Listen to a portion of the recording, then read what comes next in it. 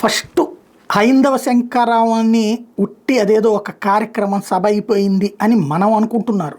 కానీ అనేక మందిని కదిలించింది. ఎస్పెషల్లీ హిందువుల్ని చైతన్యపరిచిన దానికంటే కూడా హిందూ వ్యతిరేకుల్ని చైతన్యపరిచింది. కమ్యూనిస్టులు ఉలిక్కిపడ్డారు, హిందూ ద్వేషులు ఉలిక్కిపడ్డారు, నాస్తికులు ఉలిక్కిపడ్డారు, హేతువాదులు ఉలిక్కిపడ్డారు. ఇతర మత సమూహాలు ఎవరైతే హిందుత్వం మీద ఆధిపత్యం చలాయించాలని కోరుకుంటారో వాళ్ళు ఉలిక్కిపడ్డారు.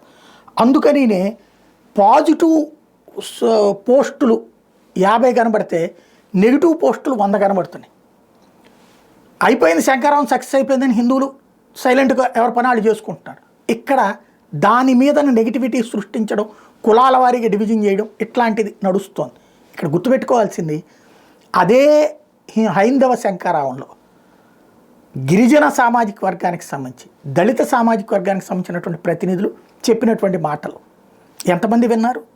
అందులో ఎస్పెషల్లీ మతాంతరీకరణ వల్ల నష్టానికి సంబంధించి 80% నిజమైనటువంటి గిరిజనులు నష్టపోతున్నారు అన్నటువంటిది వనవాసి కళ్యాణాశ్రమం ఈ కార్యక్రమాలే ప్రత్యేకంగా చూసేటటువంటి ఏపీ అధ్యక్షుడు గోపీనాథ్ చెప్పుకొచ్చినటువంటి లెక్క.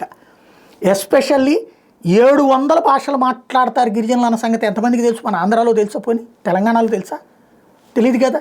ఏ ప్రభుత్వాలు ఎందుకు చెప్పలేదు, ఎందుకు ప్రచారం చేయలేదు, ఎందుకు ఆ భాషల పేర్లు కూడా మెన్షన్ చేయలేదు?